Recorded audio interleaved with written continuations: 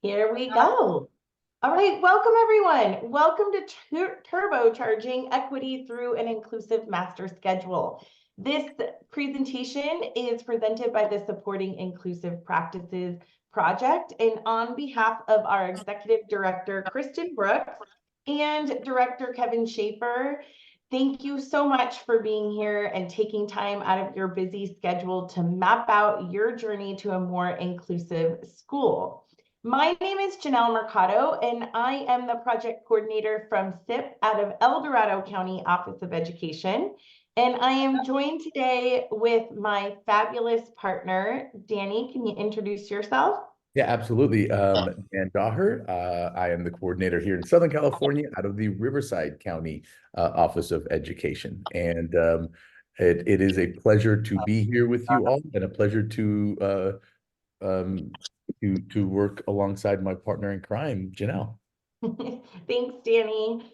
So for those of you that may not be familiar with the Supporting Inclusive Practices Project, we wanted to make sure that you knew who we are, what we are incredibly passionate about, and what we do. So we are a technical assistance project, and we're funded by the California Department of Education out of both Riverside and El Dorado County Offices of Education. We do offer statewide support to educational communities in their pursuit of designing more equitable and inclusive systems. And we'd like to thank the California Department of Education and our respective county offices of education for both funding and supporting the work that we love to do. For more information about our project, please visit our website at sipinclusion.org. We have teammates on the line today who are going to be dropping links for you. And if you miss anything, feel free to make a note or ask a question in the chat because our teammates are here to support you. In addition to accessing our resources on our website, you can also follow us on social media. We are Facebook, Instagram, and X users. You can find us at SIP Inclusion. That's where we post our latest and greatest work, all of the free professional learning and curated Yes, office, I am sending a parent into sign. Let's make sure everyone's muted. All right.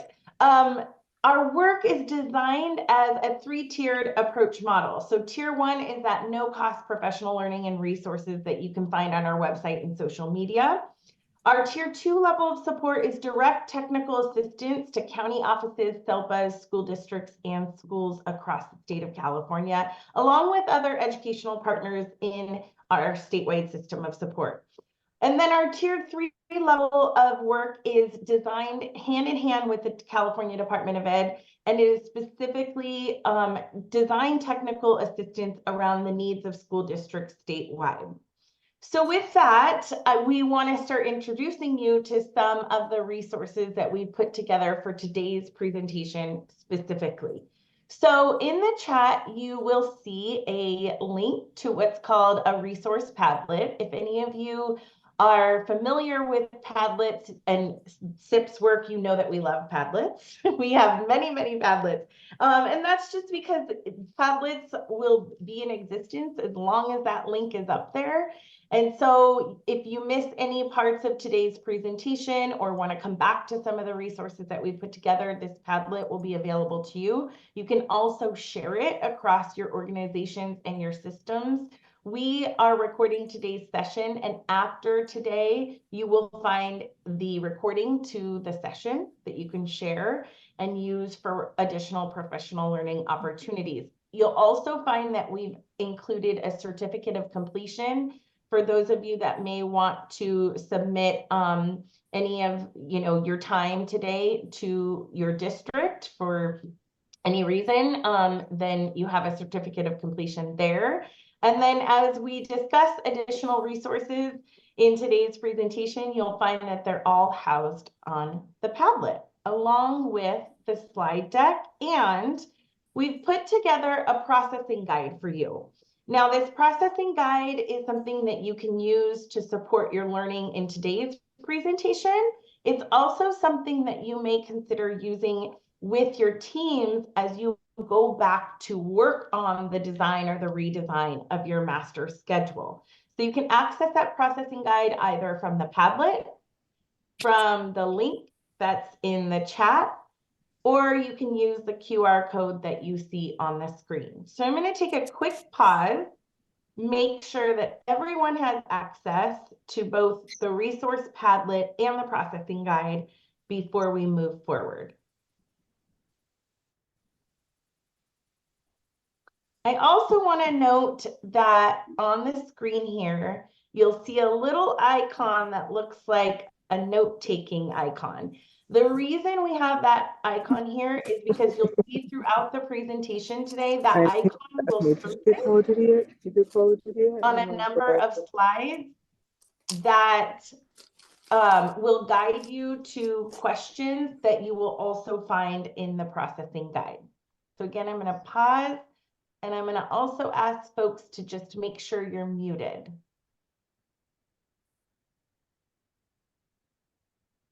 All right. But I want. Does everybody have what they need? It doesn't look like we have any questions in the chat.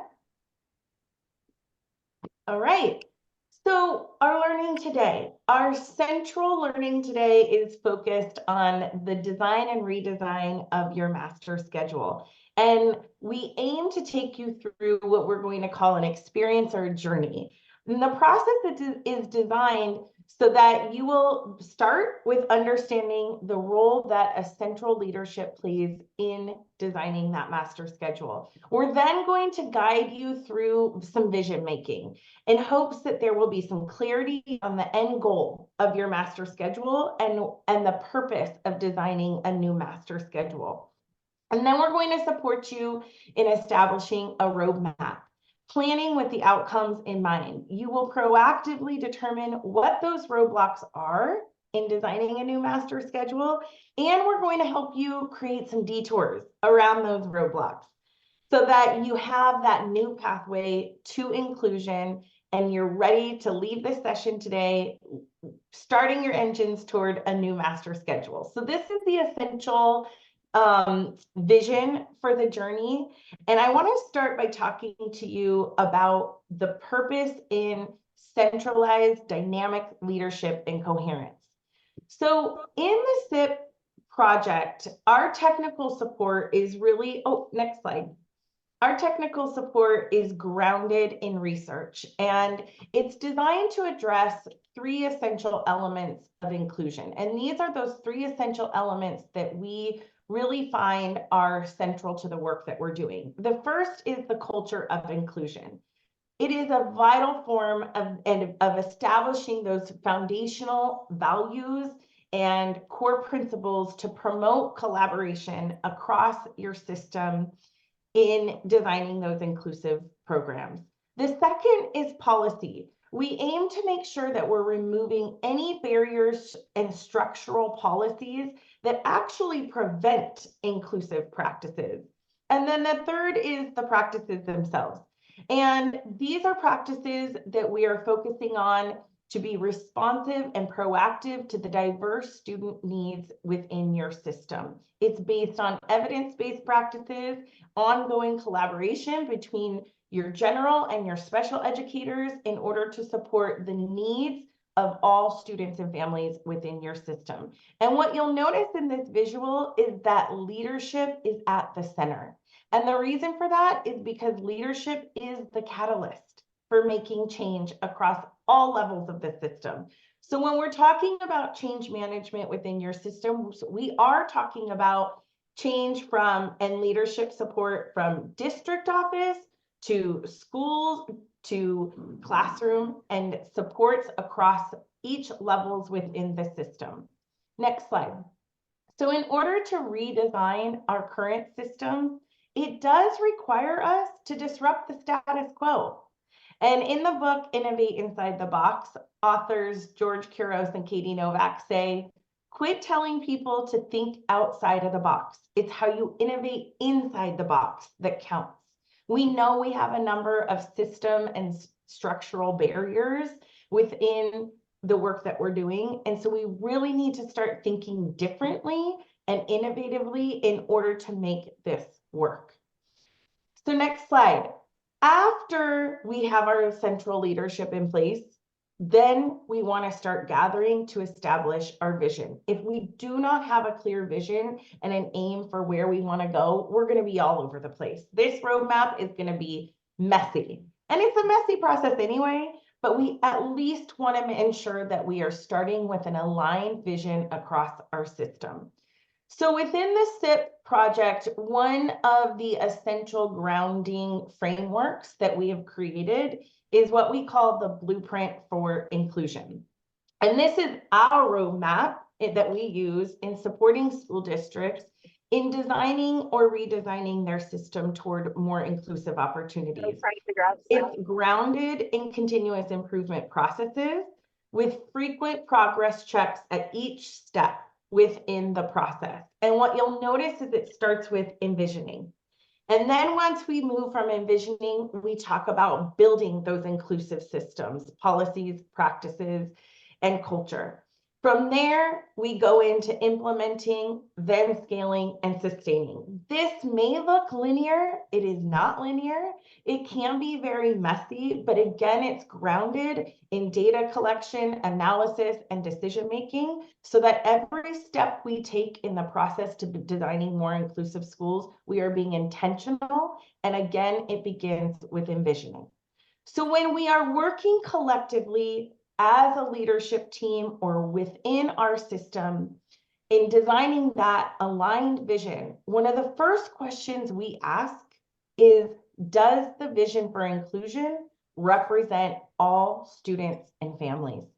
Another way to think about this is, who isn't being included or who isn't at the table? It is too often that our students and families from the most marginalized communities are not being included in the decision-making, who are not being represented in the vision that we are creating. So as you work across your leadership team, or if you go back to your school sites or your district or your county offices and you take these resources back, one of the first questions you may want to consider is, what is the district's or the school's definition of inclusion? Can we find a collective definition? Can we create a collective definition around inclusion? From there, then let's look at our vision. Is it represented in our mission, our vision, and our core values based on our collective definition of inclusion? If it's not, let's start looking at a redesign. And we're not designing this vision and mission purely for having words on the wall. This is truly, what experiences do we want to create for students and families?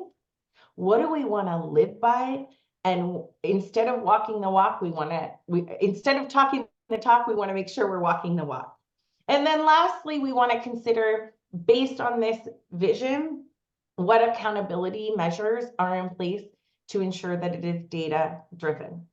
So once we have that clear vision, the next step in connecting master scheduling is to gain clarity on why.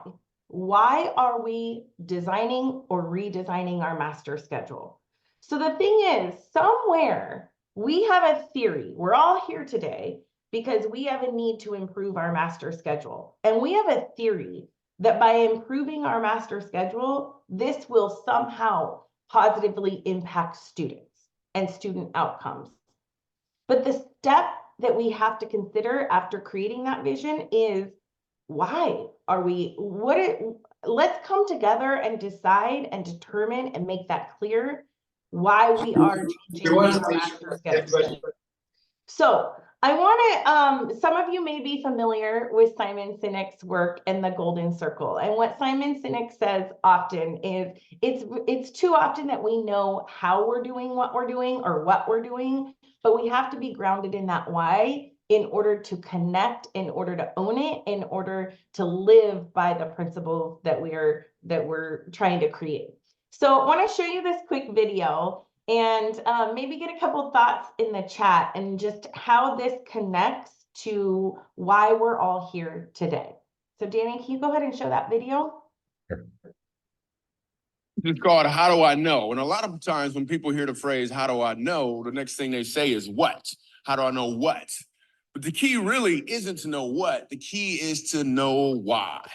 Because when you know your why, you have options on what your what can be.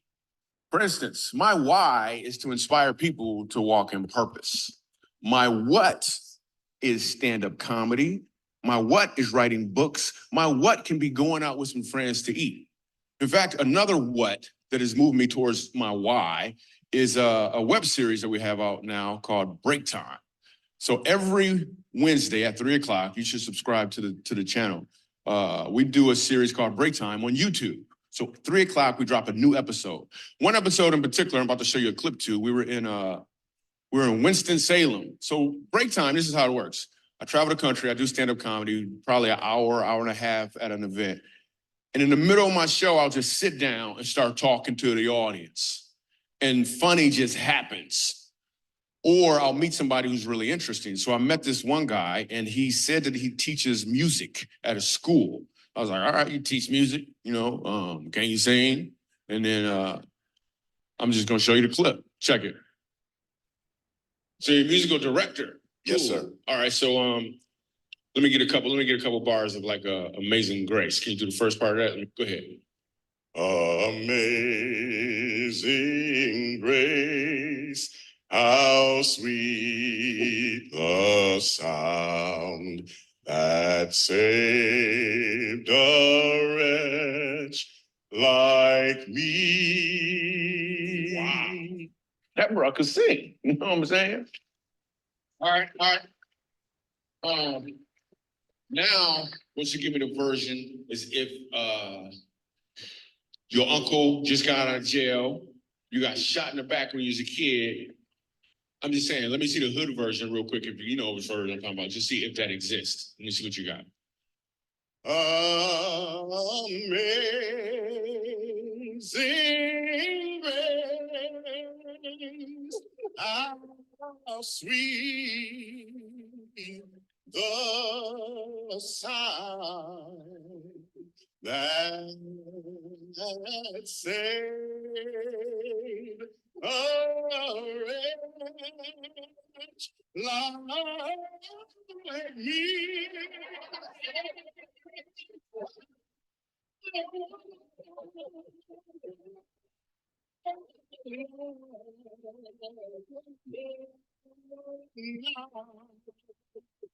Right now I'm fine, blind. Now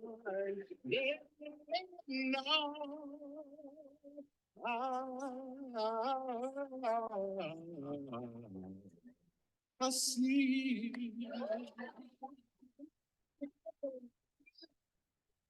What a sweet and remarkable sound of that man's voice. Thank you, Danny. First time I asked him to sing, he knew what he was doing. The second time I asked him to sing, he knew why he was doing it. When you know your why, your what has more impact because you're walking in or towards your purpose. This is called How Do I Know? And a lot of So I would love to hear from all of you in terms of just what surfaces when I ask you the question, why? How does your master schedule impact student outcomes? Let's do it. Let's flood the chat. I want to hear it from as many of you as possible.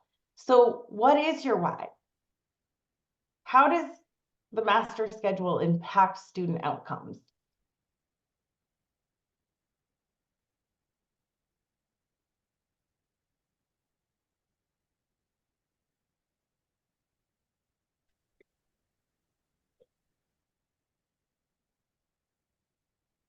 Here we go, Janelle. That's trying to come in now. Yep. Creating more options and opportunities for LRE. School becomes the student's home Oh, rather than, oh, they're coming who in so said that? fast. Who said that? I know, I love Oh, oh, that's Cameron. That's our brother from Rialto. Rialto's in the house, Janelle. resources to positively impact learning. Oh my gosh, you all have to check out what others are saying. It ensures that everyone is included in the process of getting the supports they need. School becomes students. Okay, Cameron, this comment, the school becomes the student's home rather than the room they are placed in. What I love so much about that comment is you're looking at it from such a holistic perspective. And that's absolutely right. We want every single student who walks through those doors to feel that they're at home, to feel that they belong, to feel connected within their school. And I think too, where that connects to this presentation is you're going to notice Danny and I are not going to tell you here is one way to create a master schedule. That's not the case. You all have very unique perspectives from the context and the environments that you are all in. So we're going to give you tips, we're going to give you tricks and possible guidance, but we're going to ask you all to really do the heavy lifting and the thinking about what's going to work within your environment. So we also see here other comments, Danny, any that you want to specifically call out? I really love Aruna's comment of because every student deserves to be educated and valued. Yeah.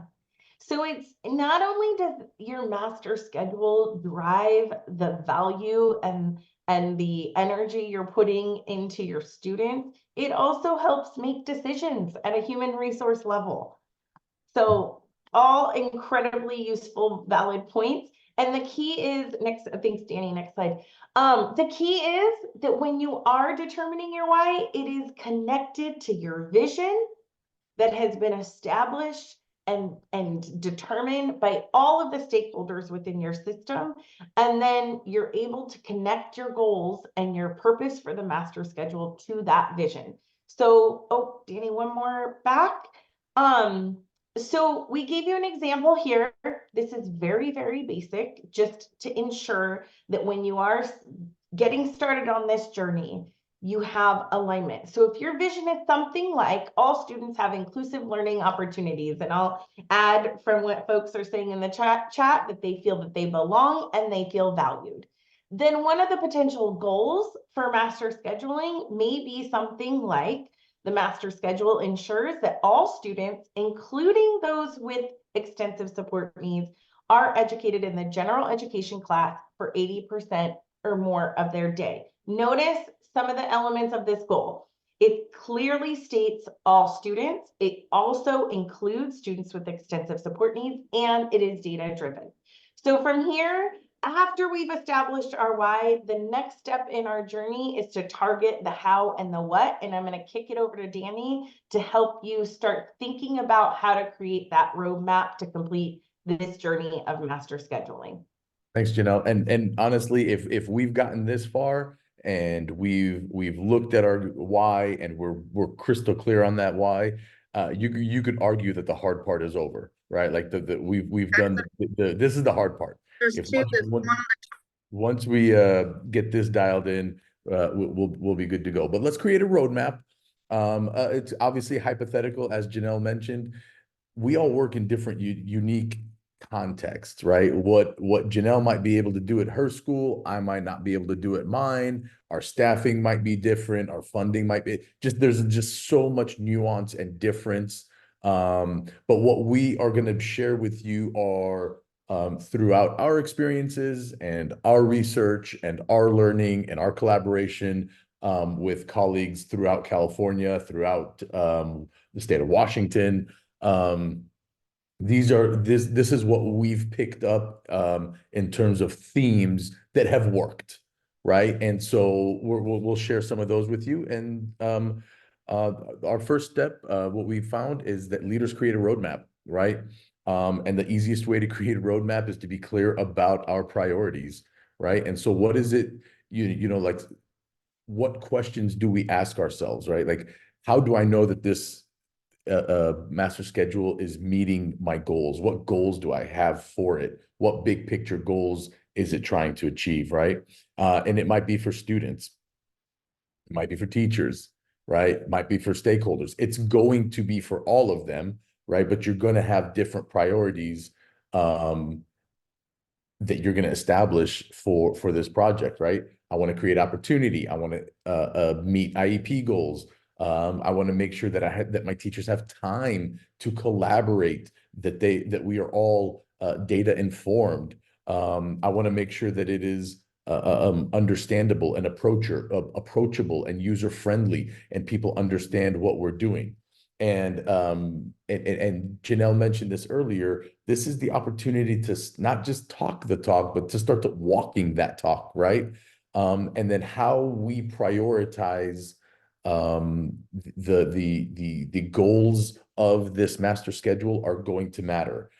If for nothing else, they're going to help you when you've got to make some of those tough decisions along the process or throughout the process, right? When you have to choose between one right thing and one other right thing, both good things to do for kids, what are your priorities, right? The higher priority might win, right? And it's just an important step that oftentimes goes overlooked, or is assumed that everybody's on the same page in terms of our priorities for our master schedule. So when we're doing that, again, just some thought for reflection, some questions for you to reflect on, right? How are we using this master schedule as a tool to develop that culture, that inclusive learning culture, not just access to physical space, but that culture of belonging, that culture of community, that learning culture, right? Is the master schedule being used to support all learners, right? And collaboration between all educators, English learners, educational specialists, general education teachers, learners of all variabilities, right? So again, just some ideas, some questions for us to consider as we are building out our vision, as we are building out our purpose, our priorities, and our roadmap to go forward, right? Janelle touched on this earlier. We know that our contexts are very different. We also know that our contexts have a lot of opportunities for us and some roadblocks along the way. There are just some things that I can and can't do that maybe Janelle may or may not be able to do as well.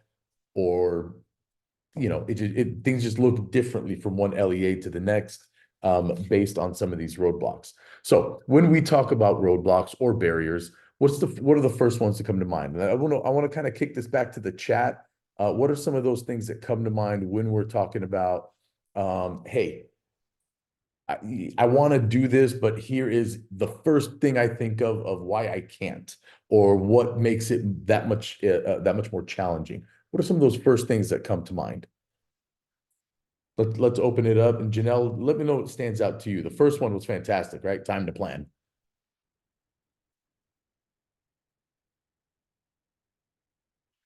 Ooh, Jennifer said job descriptions. Yep, that happens. Prep periods, sure. We get some contracts. Audrey, look at Audrey cheating, throwing in mindsets in there. Shout out to our friends at TPI. So we have this in place, right? We have, and all of those are correct, right? We know that everything that you guys put in the chat there are potential barriers, right? We know we've got staffing shortages. We know we have collective bargaining agreements, and we've got to work within that, right? We know that credentialing, mindset, sometimes CalPads, just the way classes are built and designed and labeled in our student information system, can present barriers, right? Data, how about access to real-time data, relevant data, meaningful data, how we interpret data, right? So there's no shortage of potential roadblocks. And I think it's important for us as an exercise to call them out, understand them, and then figure out which ones are within our locus of control and which ones are not, right? We are not going to negotiate or renegotiate a collective bargaining agreement, but we can get very well versed in it to understand how we can work within it to still advance a culture of inclusion on our campus. Danny, I'm also seeing some deep-rooted, some of these comments, just some deep-rooted system policy barriers Oof. that are a challenge in terms of how students are even coded within the student information system.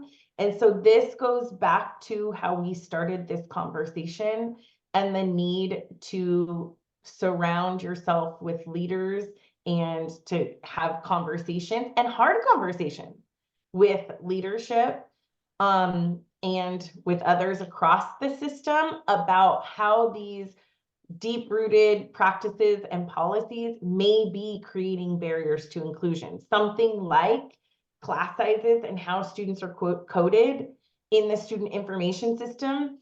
It may not have been the intention, but it is now inadvertently creating issues for class sizes and master scheduling. So these are those hard conversations. And when we go back to like disrupting the status quo and really being able to identify and have the conversations that students with IEPs are general education students first and foremost. Students with IEPs do receive additional supports and services, but they are still a general education student.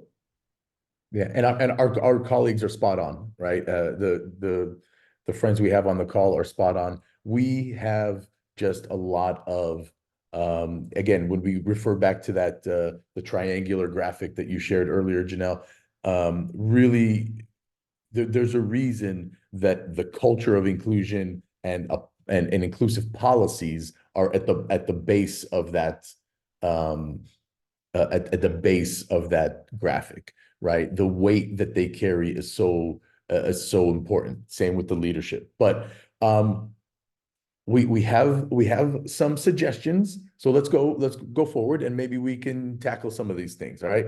So we are going to create a detour, right? We are and in doing so, we're going to develop teams and then we're going to engage our teams. And there's some nuanced differences. And so we're going to go over those. We're going to address this idea of time, right? Collaboration time, planning time, etc. Want to organize our data and really get clear about why we are using data, how we are using data, but really mostly why we are using it and for what purposes, right? We're going to get creative with instructional time. Okay. Again, we know that there's ed code that says that specifies instructional minutes. We're not gonna be violating ed code, but really about this idea of being creative in terms of how we do what we do, when we do it, et cetera, right? And then we're going to talk about what refinements might our schedule take. So let's go there. So in developing our teams, right? In building our teams, some things to consider, just questions to ask yourself, right? Who are my early adopters? Who are my allies? Who are the people who are already on board? Maybe an iteration of that is, who do I need on board? Like, even if I don't have this person on board yet, do I need that person on board? These might be district level leaders, right? Somebody from human resources, maybe somebody from ed services, maybe other allies, other leaders of influence who might be able to support your work at your site, as well as maybe even scale the work outside or off your site. But who are those early adopters that we have on our teams? What are our team's strengths? Okay. What are their needs? What gaps does the team have, right? So that we are not building a team of only one type of person, right? So of variability of strengths and complementary skills. And then just a fair warning, don't forget about our paraeducators and our classified staff, right? A little bit more on that here shortly, but we often think of our teachers first and foremost, and that's I think common, that's normal. but just a word of not advice, but just maybe advice, call it advice for lack of time. Let's not forget about our paraeducators and our support, our service providers as well. Very, very huge assets on our campus. When developing our teams, again, how do we leverage those related service providers, and how do we provide the specialized services that some of our students need? And then what flexibility and expertise do we have on our campus regardless of titles? And when we're talking about regardless of titles, we're really talking about like thinking again within the box. You don't have to go and create some new title or some new position on your campus, but we generally speaking have content, general education content experts. We've got our ed specialists. You might have a reading specialist, maybe you have an EL specialist. We often have paraeducators or instructional aides or whatever titles they're there. But then again, related service providers, right? Our school psychologists, physical therapists, occupational therapists, speech and language pathologists. What community volunteers might you have available to you, and what assets and strengths do they bring to your team potentially, and what roles might they be able to fill, right? And then the rest of our classified staff. Maybe you've got just one of those like special school resource officers who can be a huge asset to building community on your campus, or whomever, right? But just this idea of not looking past anybody on your in your building because of their title or because of what they do, right? Everybody's got this, is going to have a strength, and everyone's going to have a gift that you may be able to leverage and help a kid and help students out. And then Go also ahead. level up, just this is not staff related, but when you are thinking about building out staff time and student time and where supports are going to come from, also don't be afraid to consider unique and innovative practices for peers supporting peers in particular spaces and places, especially if you have trained peer mentors. That's a great way to support students throughout their student school day. And that's really where we come to next about well, before we get to there, I think Janelle, you were kind of talking about this in a sense, right? This idea of there inclusive partnerships can look very different. You may have full-fledged co-teaching happening on your campus, and you may be at the other end of the spectrum and are still figuring out what those partnerships and collaborations might look like, right? And so this is a great little graphic that kind of shows a continuum of partnerships and what they could look like. And a special thanks to our friend Katie Novak for sharing this with us. But just this idea of, if you are not in a place to do full co-teaching throughout your system, what other supports and partnerships might you be able to leverage to support all learners in your classrooms, right? Whether that is pushing in, whether that is really building up and using to the best possibilities our classified staff, our instructional assistants, etc. Those are some of those considerations that you're going to have to determine with your team and as you build your team. Okay. And we share this because the next step after we've developed our teams is really to engage our team, right? And so you've built this team. Now it's really this idea of like leveraging the collective expertise, right?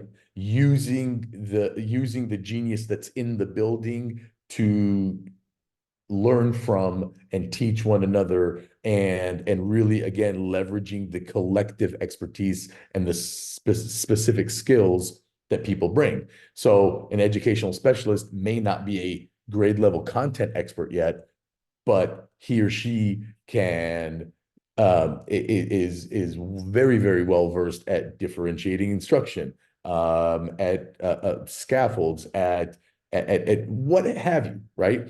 everybody on your team is bringing a skill. How do you get the most out of your team so that we are all teaching and learning from one another and strengthening the overall team? And the reason for that is really, really stressing this internal design, the idea of internal design, right? And the best master schedules that we can see, that we've come across, whether it's been research, whether it's been anecdotal, whether it's been our own experiences, are the ones that are done with our teams and not to our teams. Okay. And I don't know that we can stress that enough. And this is the reason that we started with developing a team and then engaging your team, is because it's much easier to receive these types of changes when I'm involved in them and I'm engaged in the process, and my expertise and my stance are being heard, maybe even considered or used, maybe not. But at least I've got a seat at the table and I've had an opportunity to say my piece, and now I can really buy into the direction that the entire team has decided that we're going to go on, right?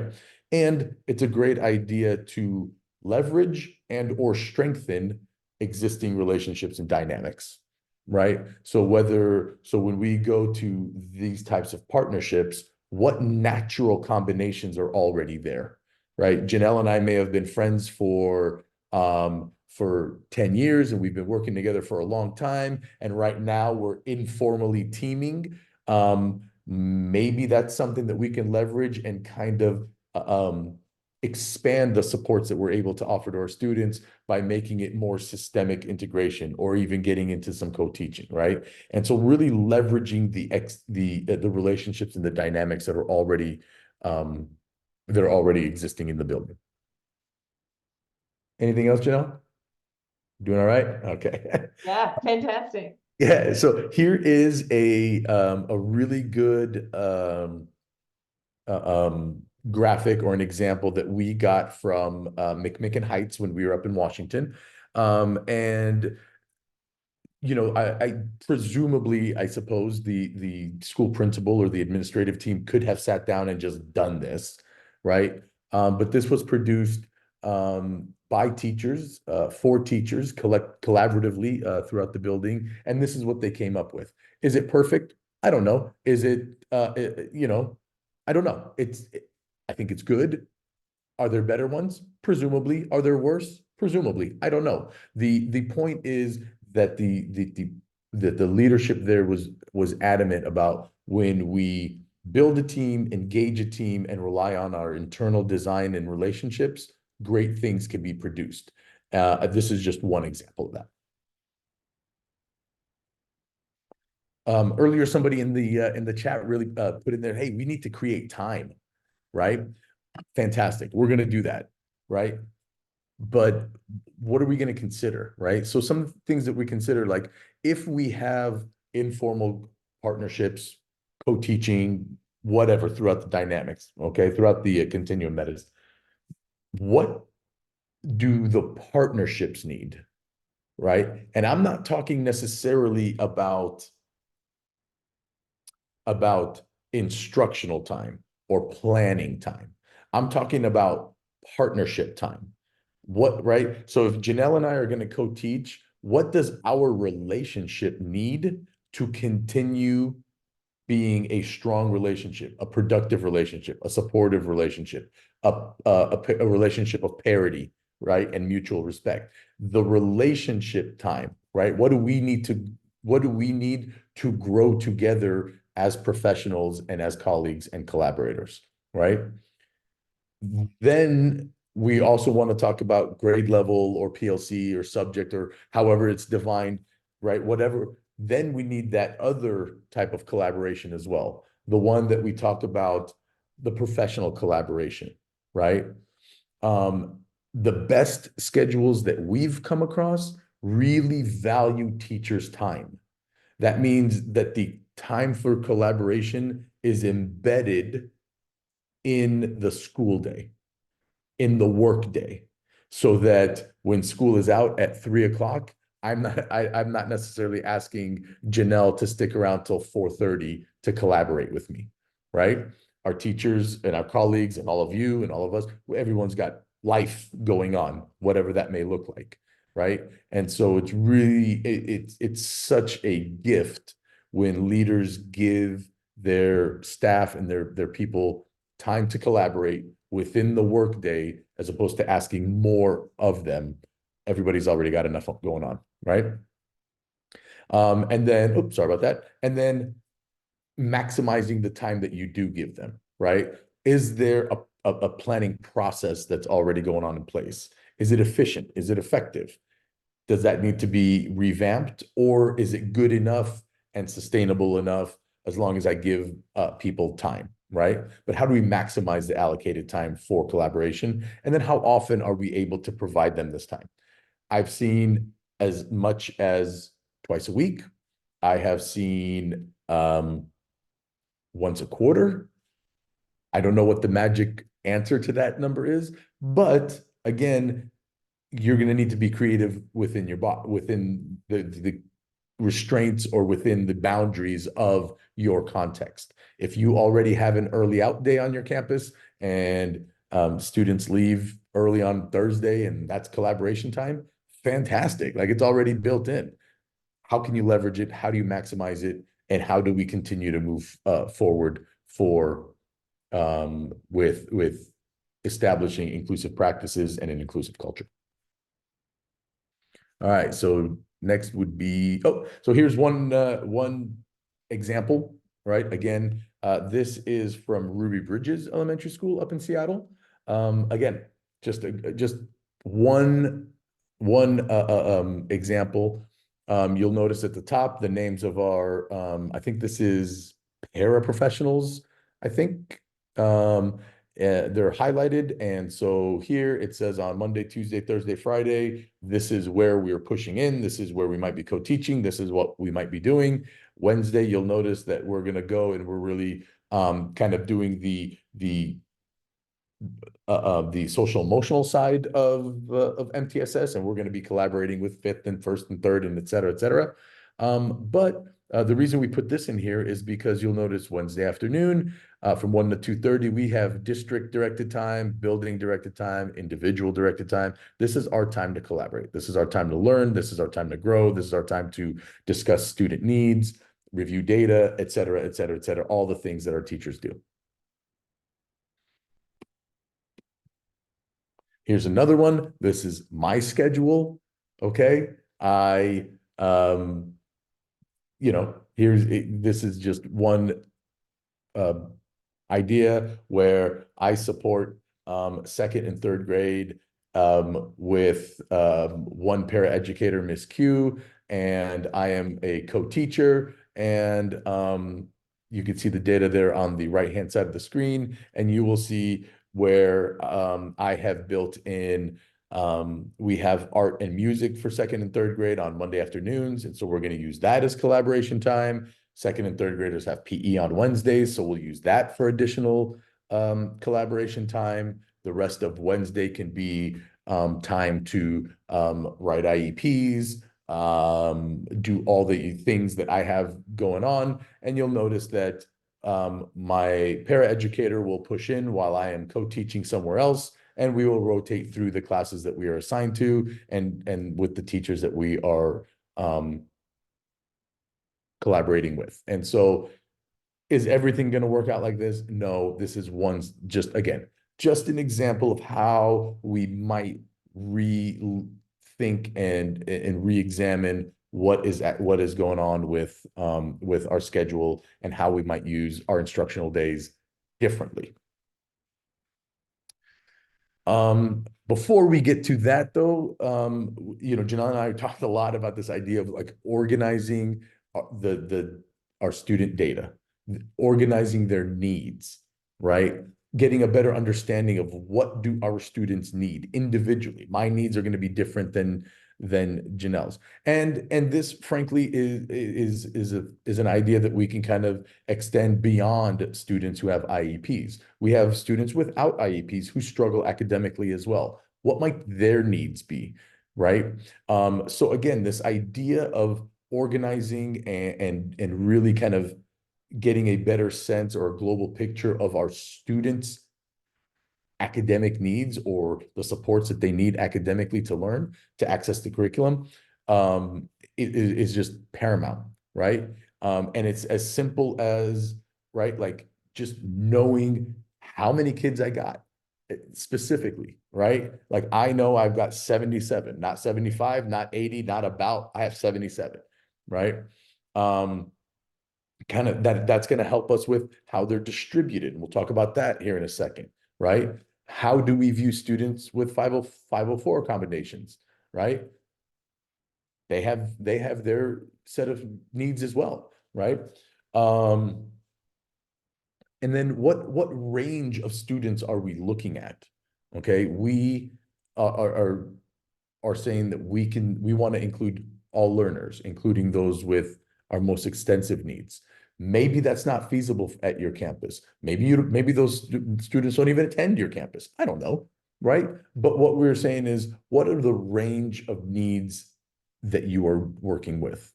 Okay, and then how can you organize that clearly and effectively so that your team is best able to make decisions that are best for those learners, right? Okay, so we're talking about data, and I just want to show you guys just a couple of examples in terms of, so you can kind of see what we're talking about. Here is one example, right? We've got our kindergartners listed out there. We've got names. Maybe they have reading. This one is done by goals, right? So maybe it looks like maybe they have reading needs and reading goals. They have different writing needs or writing goals, math. Maybe they have some social emotional or behavioral goals that they're working on, but they have a behavior intervention plan there at the end. Maybe they're receiving occupational therapy, whatever the case may be, right? So we've got those listed out. This particular example kind of up the different needs that each student has. And so that really gives us a more global view, but then also a very individualized view of each individual student as they relate to their grade or to the school, to all our students, right? But again, this is just this idea of organizing the individual students' data by their need, not the student, not how we feel about them, not Janelle's behavior at the last IEP meeting, whatever, right? This is just about what the learner needs to access curriculum and be successful in the least restrictive environment. Danny, where this can also be really helpful is in ensuring that the supports match the need. So something I commonly see is where we'll offer supports in core areas like reading and math, like automatically, that's where the supports are going. But that may not be where the needs are for support. For example, if a student doesn't have any math goals, then let's put the supports in reading and reading only. And let's look at how our related service providers, their goals can be met in some unique spaces and places. So I'll use something like an SLP support. If there's conversation goals, and where are other places besides the classroom where those goals can be met?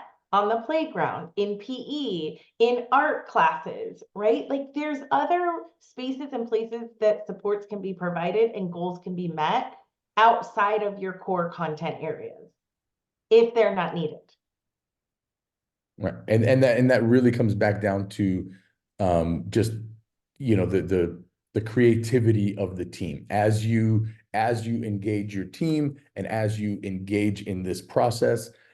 We're really mostly bound by our creativity, right? How creative can we be and where can we leverage the expertise? Like Janelle was saying, can my SLP informally team or formally team up with our PE teacher, and we can work on the conversations that happen during during PE, right? Still in the general education setting, still the least restrictive environment, and the student is still getting support towards his or her SLP goal. Here's another one, right? This is just for in terms of case management, right? This is once we've gone through that process and said, okay, Danny's got these goals and Danny's got these needs, and maybe he has this need level, right? Or, you know, presumably, or hopefully we're doing this almost anonymously, right? So that we're removing our own biases or anybody else's biases, human biases, right? But we have students and grades and their need level, and this just gives us an opportunity to then kind of distribute our case management throughout our ed specialists or case managers in a way that makes the most sense, right? If I have 10 students with very low need levels, and Janelle's got 4 students with very high need levels, that might work best for our students. Even though I have 10 and she's got 4, what's best for our kids and what makes sense, right? When you've got data and you're able to tell your story with data that was vetted by your team, by a bunch of people that all had a seat at the table, much easier for us to move forward and keep our eye on the prize, right? Like supporting our students. Another example, and this is courtesy of our friends over at Chime, right? Again, notice here, they don't have names, just A, B, C, D, E, F, G for our students. They assign them a point for these things. It's not an exhaustive list. This is just one section of the list, but you'll see there that the student who has a small number of goals on their IEP is might only get 1 point, whereas some of our students that have more extensive needs, more, you know, some deeper supports that they need there may get more points. And so you'll notice just a full range of learner needs. And this is, oh shoot, I want to say, oh, 3rd grade. So this is 3rd grade at Chime a couple years back. Okay, but again, this idea that we are organizing our data so that we are making the best decisions that we can with our teams for our kiddos based on the numbers that we have at hand, based on what we know today, right? Okay, this is where the fun comes in. This is where the fun happens, right? How do we use our time, our instructional minutes creatively, right? I'll let you guys read the stuff, the bullet points there. You'll have access to it, but really it comes down to this idea of if we are getting our supports out of the segregated setting into the least restrictive environments, right? We are pushing our ed specialists into classrooms. We are getting our instructional aides in the classrooms. How might we do this creatively, knowing creatively within our limitations, right? You may be a small school and only have 1 or 2 ed specialists, but you still have, you know, TK through 6th grade, right? Well, that's 8 grades and 2 ed specialists. They can't be at the same place at the same time. So, and you know, do they have the capacity to get to all 8 grades and all 8 teachers and maintain all those relationships effectively and still provide the best level of support to our students? Or might we be able to leverage other people throughout our campus to be able to meet the needs of our kiddos and free up everybody so that we are kind of each collectively sharing in the lift and doing our best when we're there, right? And the reason we say that is so that we can start thinking about this idea of, hey, if Janelle is supporting second grade and third grade. Okay, well, I got 3 teachers in second grade, 3 teachers in third grade. Janelle can't be in 6 places at the same time.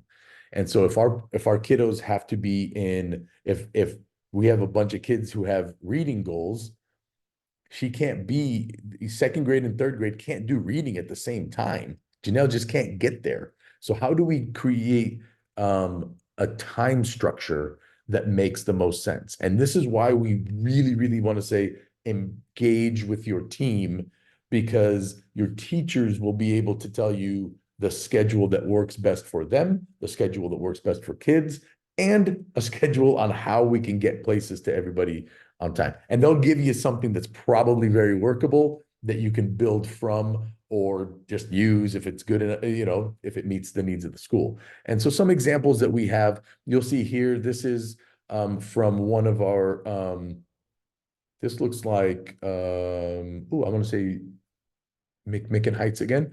But again, we have every 5 minutes accounted for of the school day. From school starts, looks like at 8:45 and transitioning to classrooms all the way down, and you'll see the next half of that. But you'll see that the specialist is with 5th graders first, and then on, what is this? This is Monday to Thursday. So the specialist starts with the 5th graders there, then they go to 1st grade, then they'll go to kinder, and then while everybody else is doing their thing, and then they'll go to 2nd, 3rd, and 4th and finish out their day. And this is 4 days a week. And so now I know that if I'm the specialist, I have a set schedule. Every grade is going to be able to get support from me during this time. I've got, looks like 45-minute blocks or so, and I'm going to be able to get to as many kids and as many teachers and support the learning to the best of my ability. That does not include anybody else. This is one person's schedule. This is just talking about the 5th grade or the specialist, right? And where he or she is throughout the day. Okay. So again, just this idea of like using our time creatively, right? If we can do this with this individual specialist, might we be able to do it with additional specialists, with our SLP, with our whomever, paraprofessionals, our instructional aides, etc. Okay. And then the last thing we want to share with you for your consideration is how do we refine what we already have, right? I could just tell you from our experiences and our research and, having the privilege to be on school campuses throughout the state. Oftentimes what ends up happening is we, our 3rd grade team collaborates once a week. We decide on what we're going to teach. We are teaching, the standards and the curriculum, et cetera. And oftentimes, not all the time, but oftentimes what happens is when you go to 3rd grade on this day at that time, all of my 3rd grade is doing the same thing, right? Our agreed upon lessons that we are and the content that we're covering. It's all fine and dandy, but you guys, we can see how if I'm the co-teacher for 3rd grade and I can't be at the same place 3 different places at the same time, that presents a barrier for getting the supports to the classroom for all the students to succeed in the least restrictive environment in the gen ed classroom. So again, refining this, creating some flexibility in the schedule that we have. Again, going back to our teams, getting their recommendation. How do we distribute kids, right? If I only have 3 students in kindergarten who have IEPs, does it make sense to distribute them among 2 teachers, or might they be better served with 1 teacher where all the supports and whatever can go to that 1 classroom? I don't know, but these are some of the considerations that you and your teams will tackle along the process, right? And then balancing students, right? And distributing students, like we just talked about the example with the kindergartners.